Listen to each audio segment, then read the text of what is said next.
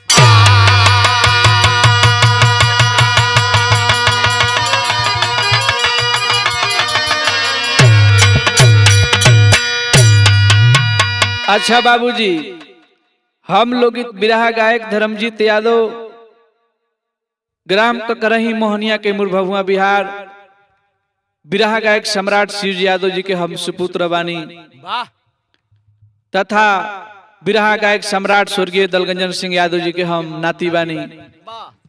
ये हमनी के रिकॉर्डिंग आर के स्टूडियो जमनिया में रिकॉर्डिंग हो रहा बा।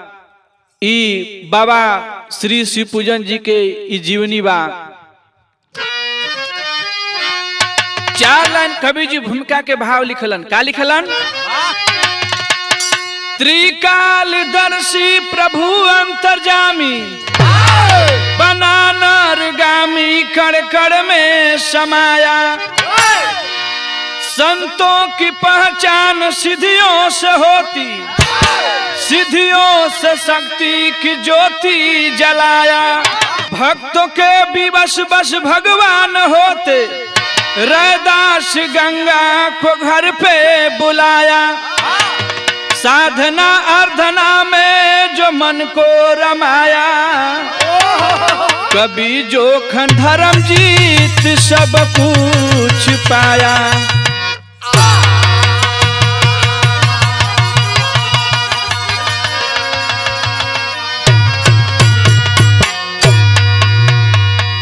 गजल के बोलबा।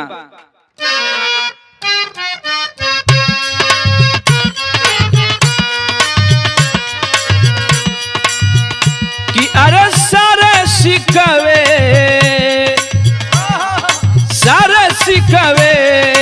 गिले भुला के कहो।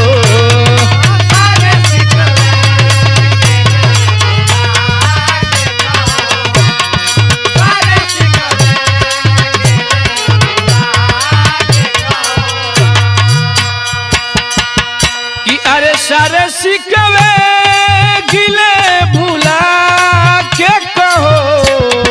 सारे सिकवे बहुत अच्छे वाह वाह वाह। सारे सिकवे गिले भुला के कहो। सारे सिकवे गिले भुला के कहो। जो भी कहना हो मुस्कुरा के कहो।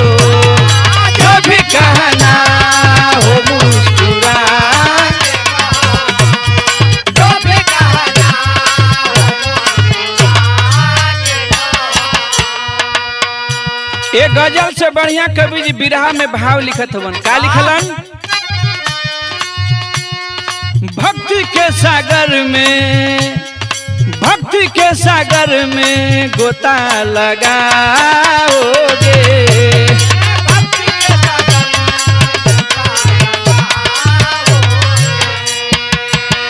कि अरे भक्ति के सागर में गोता लगाओगे। भक्ति के सागर में जो भक्ति के सागर में गोता लगाओगे। जीवन अपना सार्थक बनाओगे।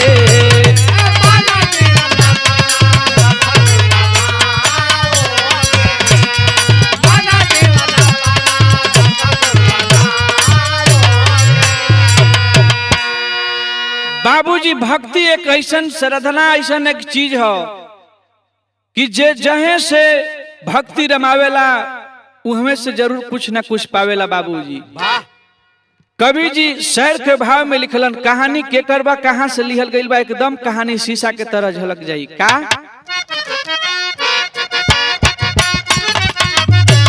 क्या बात है, बहुत अच्छे। जनपद गाजीपुर,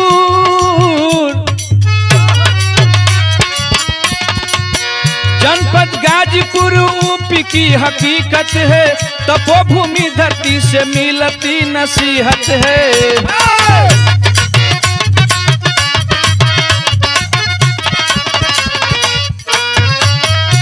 कहानी कहाँ के बा, गरम कटरिया,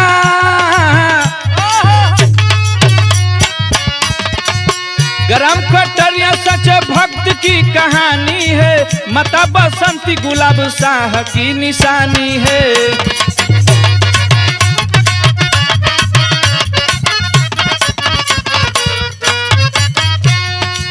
राम सूरती, राम सूरत शिव पूजन होनहार लाल हुआ, माता पिता का विशेष उन पर ख्याल हुआ।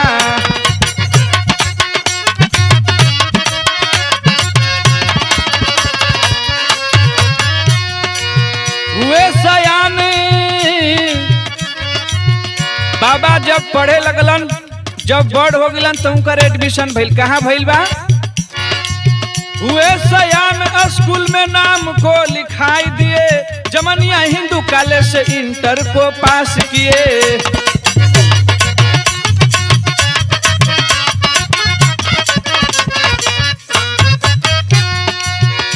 बाबा के एडमिशन भइल, इंटर कॉलेज तक बाबा पढ़ाई पढ़लन। अरे बाबू कुछ दिन के बाद उनकर मन नहीं खेलागत, बाबा गांव घर छोड़ के एगो गंगा के किनारे पीपर के पेड़ ते जाके बैठल हुवन। ओजिंग से घरे अब नहीं खा जात, हो जगह जौन बा भक्ति में अपन रम गइलन। देह में धूल माटी लगल बा, कपड़ा पुरान हो गइल बा। गांव घर के लोग जब देखे लगलन, कहलन कि जाके उनकर बाबूजी से कि तोहार लइका पागल हो गइल बा का, देखली हाँ गंगा के किनारवा पीपर के पेड़ से बैठल बा। जब बाबू माई अइलन, पीपर के पेड़ से देखत हवन, भइल का धूल लगल बा मास्टर।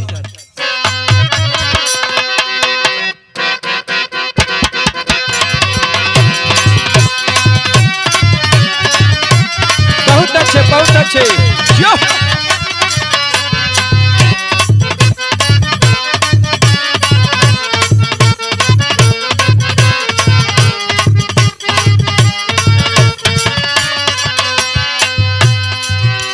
तो गीत बहुत पुराना बा, लेकिन आज की डेट में ही नया बा मास्टर। तू ही तो मेरी जान है राधा, तेरे पे कुर्बान मैं राधा, रह ना सकूंगा तुमसे दूर मैं।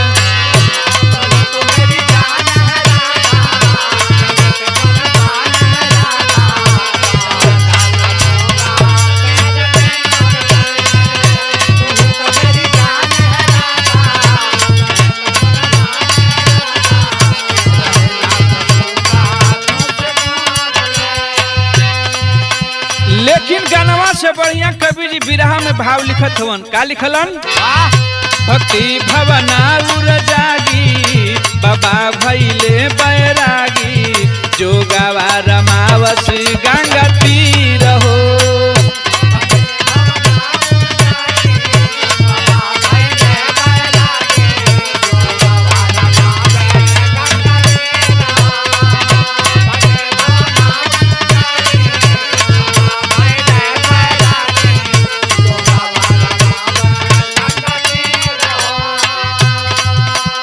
माई बाबू घरे परेशान भइले कहवा हमारे अब लाल गईले।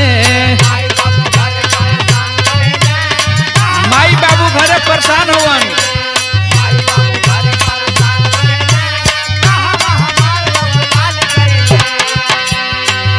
पीपल के जरी गईले बेटा के देखी घबराइले। पीपर के जरी गईले बेटा देखी घबराइले। चिंता हो गईले गंभीर हो।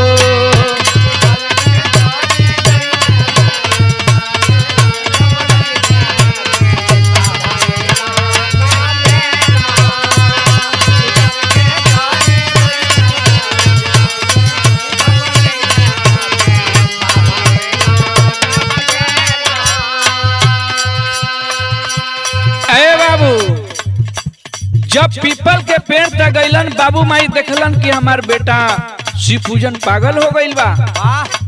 बाबू माई आवाक माई जब देखलिन कि हमार बेटा फाटल पुरान कुर्ता पहले बा, देह में जीवन बा कितना सुघर चेहरा, शरीर में जीवन बा धूल माटी लगल बा। कहली कि बचवा तू चला घरे। बाबा हाथ जोड़त बना कि ना माई हमरा के जगह रहे दे, हमरा के पीपल के पेड़वे तो ठीक बा। कहली अरे बरसात के दिन आवत बा कैसे रहबा। गांव घर के लोग कहलन कि बतावा शिव पूजन कितना बढ़िया पढ़े लिखे में तेज तराज रहलन, का हो गईल कि आज ही पागल हो गईल बाड़न। गांव घर के लोग कहे लगलन कि शिव पूजन के ले जा करके कहीं पागल खाना में लोग दिखावा। तो वही में गांव घर के लोग कोई बतावल कि बाबू ले जा करके मध्य प्रदेश में पागल खाना के इलाज होत बा, वो जगह ले जाके करा दो। शिव पूजन के लेके जब चलन कहाँ गईलन, धूल लगल बा बाबा।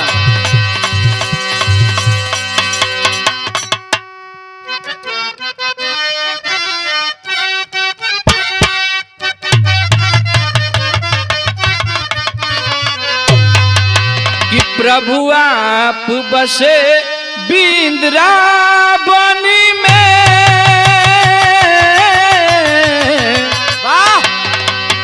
कि प्रभु आप बसे बिंद्रावनी में। मेरी उम्र गुजर गई गोकुल में।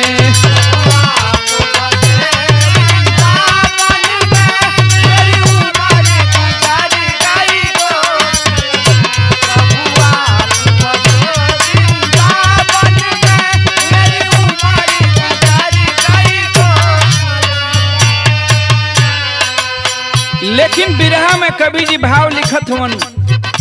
शिव पूजन के लोग गाड़ी में बैठा के मध्य प्रदेश के तैयारी कैले हुवन। कहाँ जात बाड़न? शिव पूजन पागल खाना गईले हो। कि अरे शिव पूजन पागल खाना गईले हो। डॉक्टर सब देख चिहैले हो।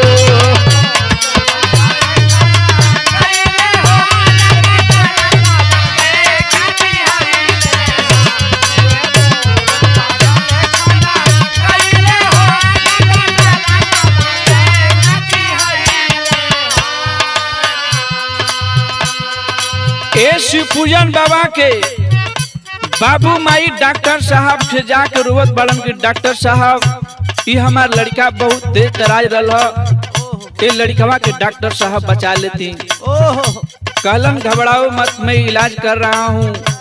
ले जा करके पूरा शरीर के जांच भइल, कपार के बाबू सीटी स्कैन भइल, दिमाग जांच भइल, लेकिन कोनो रोग ना निकलल।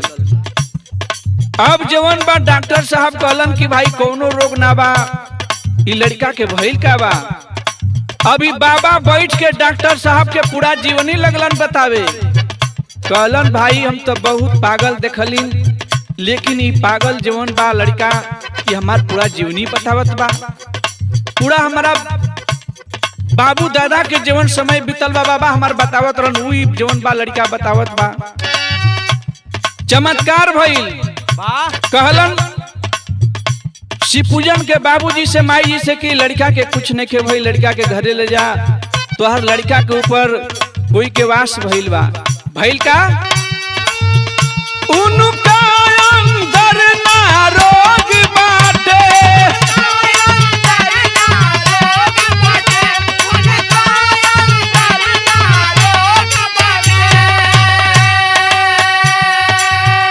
शिव पूजन बाबा के बाबू माई पूछत बड़न का डॉक्टर साहब हमार लड़कवा इलाज ना हो पाई का। कहलन कि शिव पूजन तोहार बेटवा के ऊपर जीवन बाड़न शिव पूजन ई कौनो देवी देवता के वास हो गइल बा इनकरा ऊपर। ई जीवन की ई पूरा एक तरफ से भगवान के स्वरूप बाड़न, इनकरा कौनो रोग दुख नहीं खे। का बाटे ईश्वर स्वरूप के जोग बाटे,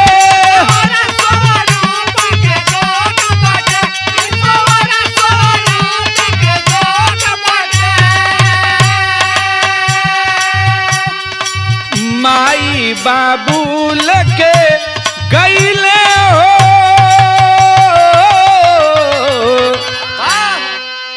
कि अरे माई बाबूल के घरे आइले हो, डॉक्टर सब देख चिहैले हो।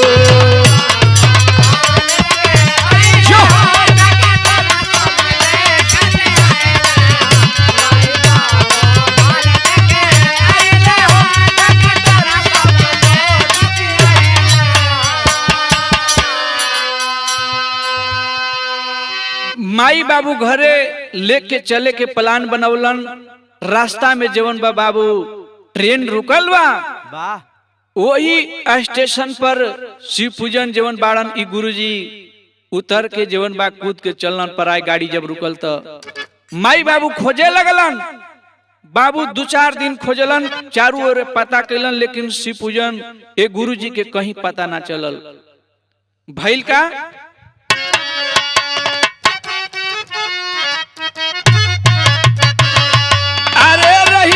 बाबा खेला कर दिए, अरे रहिया में बाबा खेला कर दिए, कूद के चले पर आई भक्ति भाव जगेला।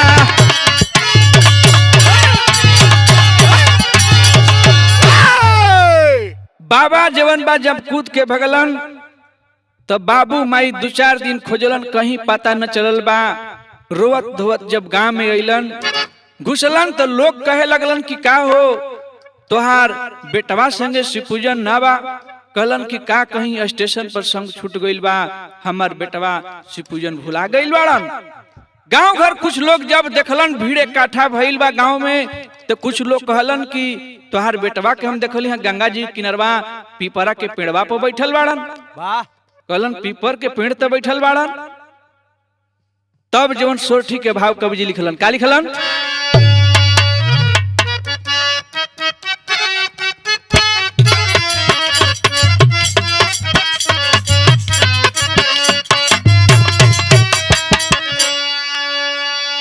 कि अरे सबलपुर देवरिया गंगा घाट के कछारिया हो, घाट के कछारिया हो, बाबा आसनवा अपन मार लहोरा।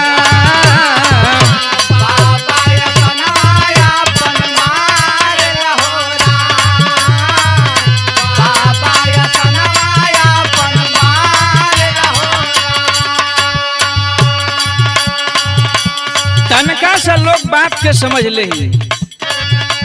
बाबा ई जवन बाड़न ओ जगह पीपर के पेड़ से बैठल हवन। बाबू माई परेशान हवन, कहलन कि चला घरे, फिर उ घरे जात उतना बाड़न। कहलन कि ना बाबू माई हमरा के लोग ई जगह रहे दो। पूरा समझौलन, समझा के हार गइलन। घरे जा ठीक में, लेकिन तुरंते भाग के चला पीपरा के पेड़वा तो अपन भक्ति रमावे लगलन। तब तक वो घर में घटना घटल। का भइल बा कुछ दिन बाद भइले पिता के मरानावा हो, पिता के मरानावा हो, बाबा नयनवा निरवा ढार लहोरा।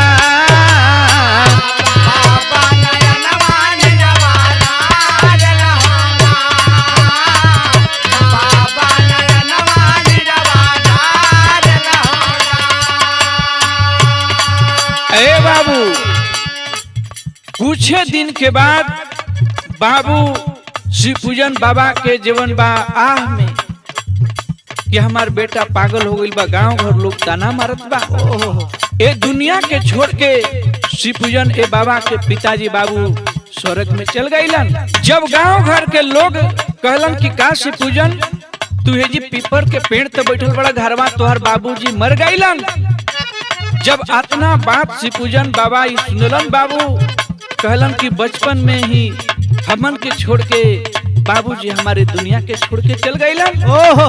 भइल का कुछ दिन बाद भइल पिता के मराना हो, पिता के मराना हो, बाबा नया नवा निरवा धार न हो राम, बाबा नया नवा निरवा धार न हो राम, बाबा नया नवा निरवा धार न हो राम। अरे बाबू बाबू तो दुनिया के छोड़ के चल गए। घर में एगो माई बचल बा। माई कहलिन कि बेटा बाबूजी तो तोहार ए दुनिया के छोड़ के चल गईलन। शिवपूजन तू घरे जाते न बाड़ा, ये पिपरा के पेड़वा तो गंगा जी के किनारे रही है ठीक में, लेकिन बेटा जब तक तहरा के हम ना देखब तब तक हमार भोजन हराम बा, हम खाना ना खाई। हम ई सोच रहल बानी कि हमन के खाना खात बाड़ी जा, हमन के आराम से सुतत बानी जा, लेकिन तू ई बरसात में जीवन बा पीपर के पेड़ ते बैठत बाड़, चमचम बिजली चमकत बा, कहीं तो के बिजली मार दही, तू के दुनिया के छोड़ के चल जाइब। लेकिन कहलन कि ना माई हमरा कुछ ना हो पाई, सब ऊपर वाला के दया दृष्टि बा माई, हम जहाँ बानी तहाँ ठीक बानी। लेकिन एगो माई बात कहत पड़ी, का कहलिन? माई कहेली बेटा हमके जन भुलाई हो, हमके जन भुलाई हो, गोतिया दया दिन तनवा मारस हो राम, गोतिया दया दिन तनवा मार रे हो राम, गोतिया दया दिन तनवा मार रे हो राम। अरे बाबू कुछ दिन के बाद बाबूजी ते दुनिया के छोड़ के चल गईलन। लेकिन बाबू के वियोग में गईला के और एक बेटा पागल के देख के शिवपूजन बाबा के माई भी ये दुनिया के छोड़ के चल गईलिन हो बाबू। बाबा शिवपूजन बाबा ई टूअर हो गईलन। जवनो भी घरे जात रहलन माई से हाल चाल करत रहलन, तवनो घर द्वार छोड़ के वही पीपर के पेड़ त भक्ति रमावे लगलन। विदेशिया के भाव में कवि जी लिखलन, का लिखलन?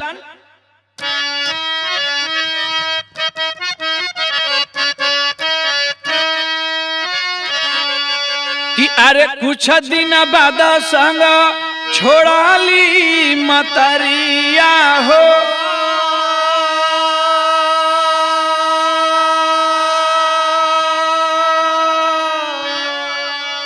सावन जस से ले बाबा के नाजारी,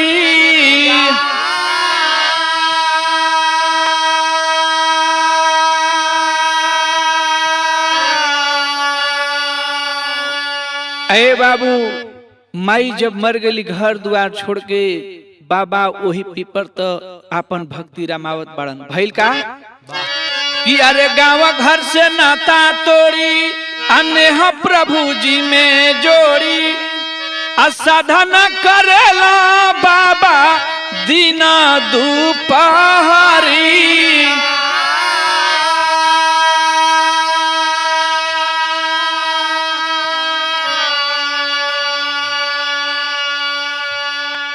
अरे बाबू बाबा साधना करत करत धीरे धीरे अपने दिल में भक्ति इतना रमा डालन कि कोनो भी गांव के कोनो भूत प्रेत अंश कोनो भी हो जाओ, गांव के लोग जा बाबा अपन चमत्कार करन लोग के ठीक कर दा। धीरे धीरे गाजीपुर, जमनिया, बलिया, उत्तर प्रदेश, बिहार, झारखंड में बाबा के हल्ला हो गई। बाबा जेकरा के अपन दया दृष्टि से देखला ताकला ओकर बाबू दुख से उबर जात रहल, ओकर दुख खत्म हो जात रहल। वाह ओही में एगो फेकन यादव रहलन धर्मपुर के, उनकर भाई दिल्ली में काम करत रहलन।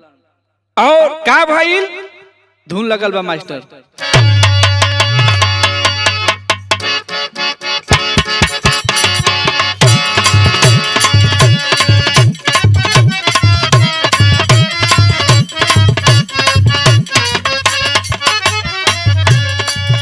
जब फेकन यादव के पता चलल बा कि हमार भाई के जीन पकड़ ले बा, हमार भाई पागल हो गईल बा, वाह हाथ में हथकड़ी फेकन यादव अपने भाई के बनले। हमार लोग कहलन कि पहले ले जा दिलदार नगर में एक मौलाना साहब देखत बड़ान, उनकरे के देखावा। मौलाना साहब अपन देखलन, लेकिन भाई ठीक न होत बा। तब तक गांव घर के लोग जुटलन, कहलन कि भाई कैसन आदमी बा, हाथ में हाथ गोड़ में कुल हथकड़ी लगावल बा, ई के ह? तो लोग बतावे लगलन। फेकन यादव रोवे लगलन कि हमार भाई ह पागल हो गई बा। तब मौलाना साहब बाबा के बारे में बतौलन। भइल का धुन उहे बा, एक कांधा झूला झूले आजा, बोलावे राधा रानी। राधा झूला झूले आजा, बुलावे राधा रानी। राधा झूला झूले आजा, बुलावे राधा रानी। जब फेकन यादव के पता चलल बा तो वही तुलसीपुर आश्रम में लेके बाबा के दरबार में अतवार के पहुंचल हवन। होत का बा, बाबा जल्दी हाथ लगाई, भाई के जान बचाई। बाबा जल्दी हाथ लगाए, भाई के जान बचाए। बाबा जल्दी हाथ लगाए, भाई के जान बचाए। बाबा कहलन फेकन यादव के, बच्चा तुम रो मत, तुम्हारा भाई ठीक हो जाएगा। बहुत मैं माँ बहनों को उपकार किया हूँ, एक से एक परेशानी अलन हम ठीक कर दालिन। ई का भाई कुछ नहीं खे, जिन ठहरिए जी भाग जाई। कतना माई बहनन के गोद सुन रहल, गांव घर लोग ताना मारे, ओकरा गोद में हम बालक दहनी। उपकार तो हम बहुत केले बानी, बचवा फेकन रो मत, तोहरो उपकार करे जा रहल बानी। भइल का, दिलदार नगर के मौलाना बाबा रउए के बचावले। दिलदार नगर के मौलाना बाबा रउए के बचावले। दिलदार नगर के मौलाना बाबा रउए के बचावले। गाँव जावर के लोगवा कोई बाबा रउए लाग पठवले।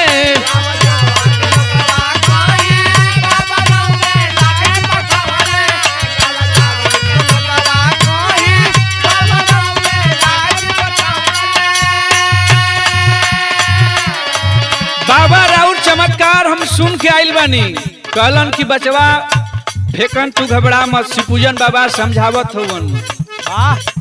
कहत बड़न फेकन यादव कि बाबा हमार भाई के जीन कहत बा कि तोर भाई के हम जान ले ले। 3-4 दिन से परेशान कैले बा, सुते नहीं खेले, पूरा परिवार हमन को रोवत बा। बाबा भइल का, जिनवा कहे दे बमुआई, भाई के जान बचाई।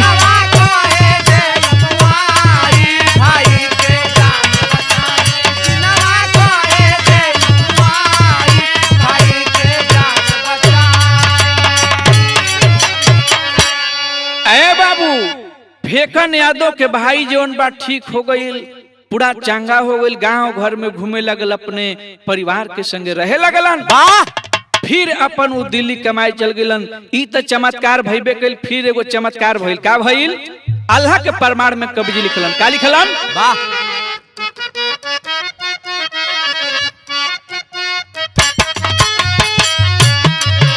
हाय हाँ कि अरे आषाढ़ मास बरसेला, कि अरे आषाढ़ मास बरसेला, घाना घोर बदरवा भैया।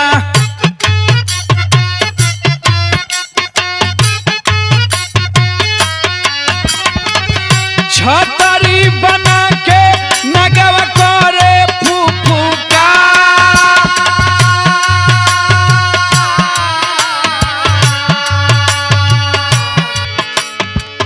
देखी के पारस यादो ए भैया ए बाबू, देखी के पारस यादो गईले घबराई भैया।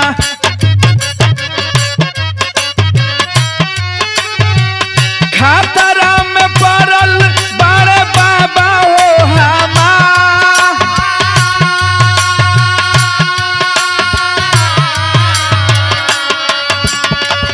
तनका सा लोग बात के समझ ले। इहो एगो चमत्कार भइल बा। का भइल बा? गांव घर के लोग से जा करके पारस यादव इहे बतावत बाड़न कि भैया हम देखली हाँ बाबा के कपड़ा में गर्दनवा पर पूरा एगो नाग बहुत भारी बैठल बा। बाबा चुपचाप पूर्व में बैठ के भजन कर रहल बाड़ा। गांव घर के लोग कहलन कि बाबा के सर पर सांप बैठल बा, एकर मतलब बाबा के काट दही, बाबा तो खत्म हो जाइहन। जौन भी हमन के गांव के ऊपर दया दृष्टि करत रहलन तवन अब के करी, बाबा हमन के इस दुनिया के छोड़ के चल जाइहन। लोग परेशान हो गईलन। गांव घर के लोग लाठी लौड़ डंडा लेकर के पारस यादव के संग पहुंचलन। भइल का? गौवा नगरिया में जाके हाला कइले भैया,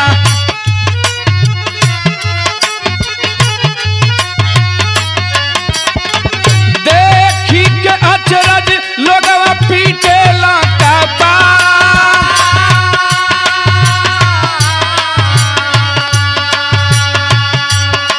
गांव घर के लोग सब जुटलन, कहलन कि बाबा के जान कैसे बचावल जाओ। लाठी डंडा लेके लोग चगोठे कि कैसे सांप के मारल जाओ। कोई लाठी ले ले बा, कोई भाला ले ले बा, लेकिन बाबा हाथ जोड़त बाड़न, कहलन कि ना ई सांप ना है, ई बाबा भोले शंकर हवन, जेकरा दर्शन करे के बा वो दर्शन कर ले। कहलन कि हमन के ऐसे ना मानल जी। शिव पूजन बाबा से लोग कहलन कि बाबा ऐसे ना मानल जी, रोवा कहीं की चल जा पीपर के पेड़ पर चढ़ जा तब हमन के मानल जी। बाबा कहलन भोले सरकार, बाबा रोवा चल जाई तबे लोग मानी, तो लोग गांव के डर गइल बा। हाथ जोड़लन, बाबा भोले शंकर के सुमिरलन। सांप देवता जवन बाड़न पीपर के पेड़ पर चढ़ गइलन। लोग जयकारा लगावे लागल, शिव पूजन बाबा महाराज की जय। चमत्कार हो गई। वाह! गांव घर के लोग सब जान गइलन कि बाहरे प्रभु, बाहरे हमन के भगवान आज से रुए बानी। भइल का? खड़ी के लाइन में कवि लिखलन,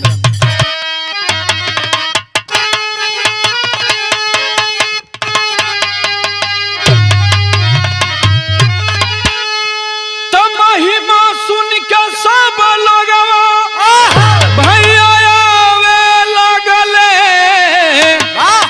तयापन यापन सब दुखवा सुनावे लगले।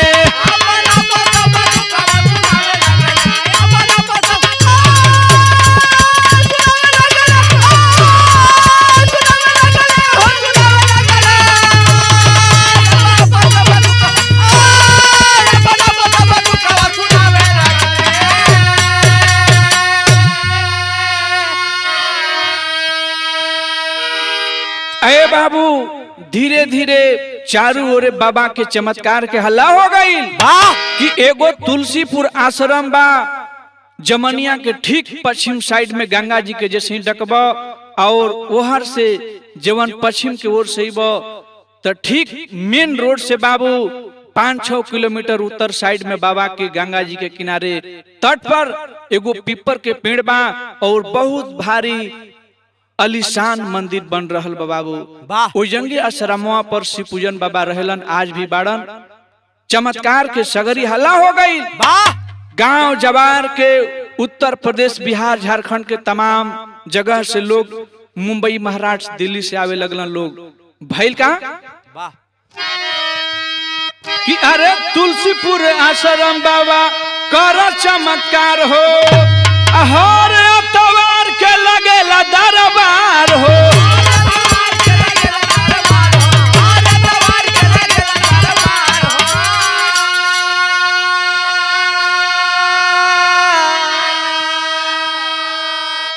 चारों ओर से लोग पूछन कि कब दरबार लगता बाबा के, कब जाए के बा। तो बाबू हर महीना में जब जब अतवार पड़ेला तब तब ठीक अतवार के लोग बाबा के लोग दर्शन करेला, आपन आपन दुख गरज सुनावेला, बाबा ओकर कष्ट हरेलन। बहुत चमत्कार कैलन, आज भी चमत्कार रोज हो रहल बा बाबू। भइल का अरे जन जन के दुखवा बाबा मिटावे लगले, त बाबा हवा अगम जानी सब बतावे लगले।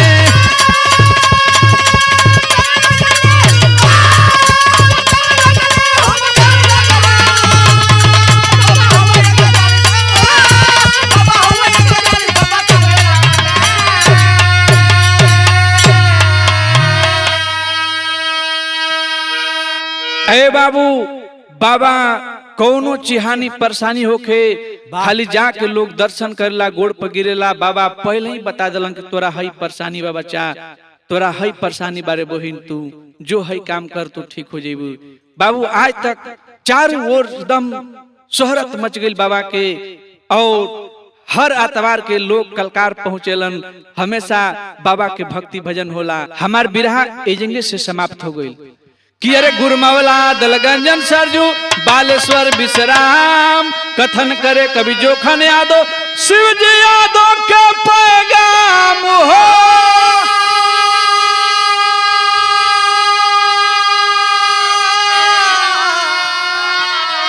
अरे रहिया में बाबा खेला कर दिए, अरे रहिया में बाबा खेला कर दिए, गावे धर्मजीत बाबा के दया रहे।